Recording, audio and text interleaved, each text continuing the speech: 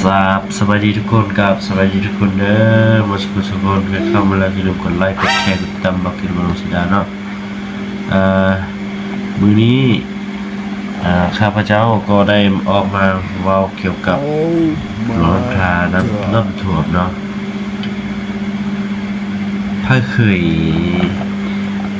ยเห็นอยู่อันร้อนทาน้ำท่วมเนี่ยเนาะแต่เกิดมาก็บ่เคยเห็นจะท่วมหลายขนาดนี้นะพี่น้องค่อยก็เห็นดีเนาะค่อยก็อยากช่วยไปทางด้านโทรศัพท์เอาเนาะพี่น้องเนาะคนตอนนี้ยอดบริจาคของธนาคารแจ้งไปล่วงหน้า BCL1 ตื้อปลายเนาะพี่น้องตื้อปลายแล้วคนลาวช่วยคนลาวเนาะพี่น้องเนื่องจากว่าน้ำท่วมหนัก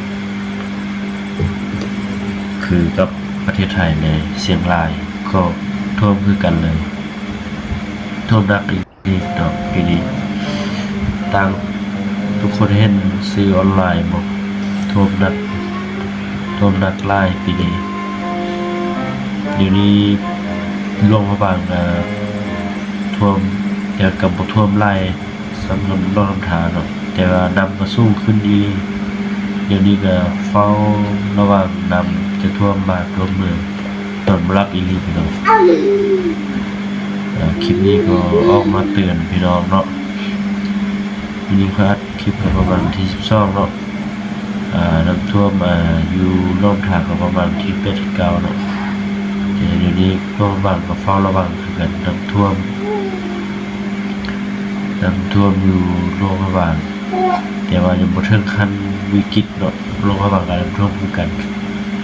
ตอนนี้ก็หลายภาคส่วน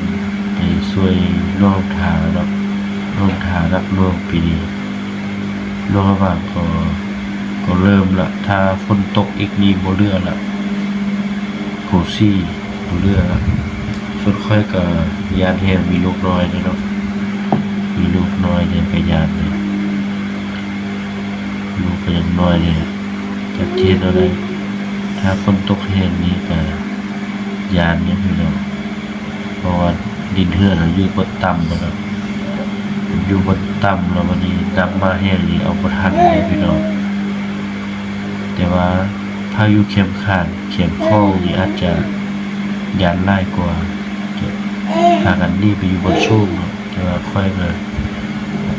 ไกลๆค่อยก็อยู่ต่ำแต่ว่ามองบนสูงก็ต่ำอยู่ค่อยก็พยายามเฝ้าระวังเขาก็เตือนมาแล้ววันที่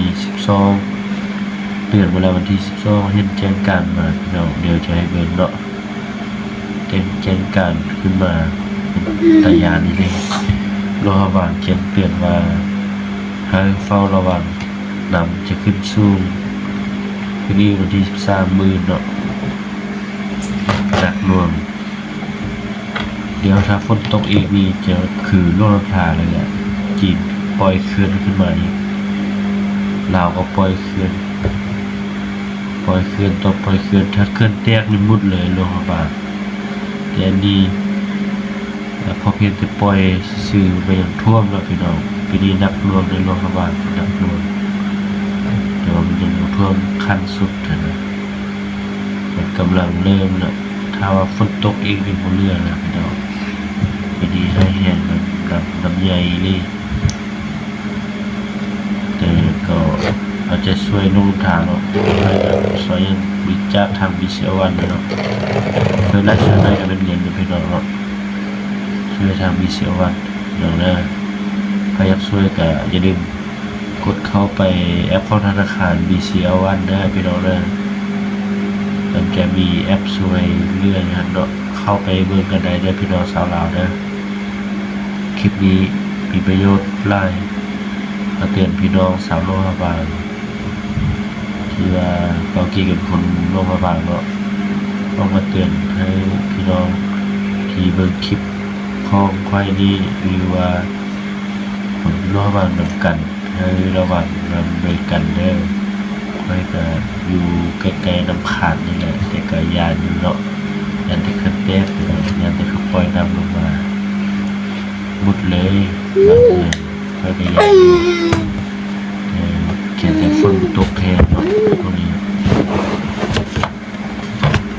จักรยานมือนี้มีลูกน้อยเนี่ยยานนี่เนาะพี่น้องเนาะเอาช่วยกันผู้เล็กผู้น้อยเนาะพี่น้องเนาะ ตอนนี้ก็เฝ้าระวังนอนบ่หลับเป็นคือกันบ่พี่น้องเป็นคือกันบ่ถ้าเป็นคือกันคอมเมนต์มาเด้อคนลาวด้วยกันคอมเมนต์มาคนโน้นบางยิ่งดีเนาะนอนบ่หลับคือกันเป็นบ่นอนหลับมันคืนอยู่พี่น้องยานดังขึ้นนะช่วยๆกันเนาะพี่น้องเนาะอย่าให้ท่วมคืนน้ำท่ากันแล้วกันเนาะพี่น้องเนาะเอาบุร้อนได้มีลูกน้อยนี่อันตรายแท้มีแต่สำนักน้ำพี่น้องเนาะเอามาเตือนภัยนำกันวันที่12-13นี้จะขึ้นแหงอีกแล้วพี่น้องเนาะเจอกันคลิปหน้าพี่น้องมินิกันมีคลิปมีประโยชน์ก็อย่าลืมกดไลค์กดแชร์กดติดตามคอมเมนต์คุณบอกกี้ว่าเป็นอะไรแสดงความคิดเห็นมากันมาได้เนาะอันนี้การบอกกี้มาเตือนภายนอกวันที่12-13นี้จะนำขึ้นสูงอีโลบางเนาะถ้าอยู่ใกล้เข็มขัดเข็มข้อก็ให้ยกใจไปอยู่ที่สูงนะพี่น้องเนาะเอาขอบใจอะไรพี่น้องบ๊ายบาย